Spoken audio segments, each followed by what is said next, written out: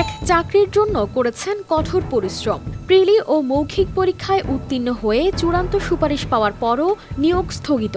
নিয়োগ ঝুলে থাকায় উপায় না পেয়ে নামলেন রাস্তায়। ঠিক এমনই এক পরিস্থিতিতে নিয়োগের অপেক্ষায় ঝুলে আছেন প্রাথমিকের ৬৫০০ শিক্ষক। প্রথম ও দ্বিতীয় ধাপে সফলভাবে নিয়োগ কার্যক্রম সম্পন্ন হলেও তৃতীয় ধাপ যেন এক প্রহসনে পরিণত হয়েছে বলেই অভিযোগ তাদের।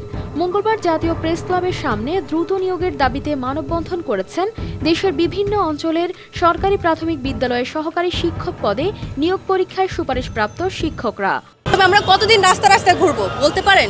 নিয়োগপত্র হাতে পাওয়ার পরও আমরা যোগদান করতে পারতেছি না। এটা যে কতটা কষ্টের, যারা এটা ভুক্তভোগী তারাই কেবল এটা বুঝতে পারবে। ভুক্তভোগী শিক্ষকরা জানান, চূড়ান্ত সুপারিশ পাওয়ার পরও তারা যোগদানের সুযোগ পাচ্ছেন না। জেলা শিক্ষা অফিস ও সিভিল সার্জনের মাধ্যমে প্রাথমিক কাগজপত্র জমা দেওয়ার পরও তাদের কর্মস্থলে যাওয়ার পথ বন্ধ। অনেকেই এরই মধ্যে মানসিকভাবে বিপর্যস্ত।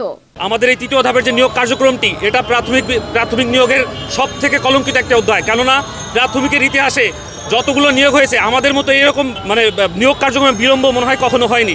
এই বিলম্বের ফলে আমাদের সামাজিক, অর্থনৈতিক এবং মানসিক ক্ষতি সাধিত হয়েছে। আমাদের যে ক্ষতি সাধিত হয়েছে, যে সামাজিক, অর্থনৈতিক এবং মানসিক ক্ষতি সাধিত হয়েছে, এই ক্ষতি সাধিত হওয়ার দায়ভার কে নেবে? এর আগে ২০২৩ সালের ১৪ জুন বিজ্ঞপ্তি প্রকাশ হয় এবং লিখিত পরীক্ষা অনুষ্ঠিত হয় গত বছরের ২৯ মার্চ। এ ধাপের লিখিত পরীক্ষার ফলাফল প্রকাশ করা হয় গত বছরের ২১ এপ্রিল এবং ১২ জুন সম্পন্ন হয় মৌখিক পরীক্ষা। হাতে পাওয়ার পরেও আমরা জয়েনিং করতে পারতেছি না। অথচ দেখেন যে প্রথম দ্বিতীয় ধাপ একই সার্কুলারে, ওদের কিন্তু ১ বছর যাবত ওরা জব করতেছে। তাহলে আমরা ভাইবা দিছি, তো ভাইবা দেওয়ার পরে ৬ মাস পরে আমাদের একবার রেজাল্ট দিছে। অথচ প্রথম দ্বিতীয় ধাপের রেজাল্ট ১৫ দিন পরেই ভাইবার পরে দিয়ে দিছে। তো আমাদের ৬ মাস পরে রেজাল্ট দেওয়ার পরে তারপরে এখন আমরা জয়েনিং করতে পারতেছি না, যে অধিদপ্তরও কিছু বলে না, বা আমরা এইভাবেই ভোগান্তির মধ্যে আছি। তবে যারা সুপারিশপ্রাপ্ত হননি তারা গত বছরের ৩১ জুন হাইকোর্টে রিট করেন। এরই প্রেক্ষিতে ৬৫৩১ জনের নিয়োগ কার্যক্রম ৬ মাসের জন্য স্থগিত হয়ে যায়। একের পর এক শুনানি হলেও মেলেনি কোনো সমাধান। যেহেতু রাষ্ট্র আমাদের সুপারিশ করেছে, যেহেতু রাষ্ট্র আমাদের স্বীকৃতি দিয়েছে, তাহলে আমাদের এই জয়েনিংয়ের ক্ষেত্রে এত বিলম্ব কেন? যদি আইনি জটিলতা থেকেও থাকে তাহলে কেন রাষ্ট্র আমাদের এই আইনি সমাধান করতেছে না? এদের মধ্যে কেউ কেউ পূর্বের চাকরি ছেড়ে দিয়েছিলেন প্রাথমিক বিদ্যালয়ে যোগ দেওয়ার আশায়, আবার কারো বয়স শেষের পথে।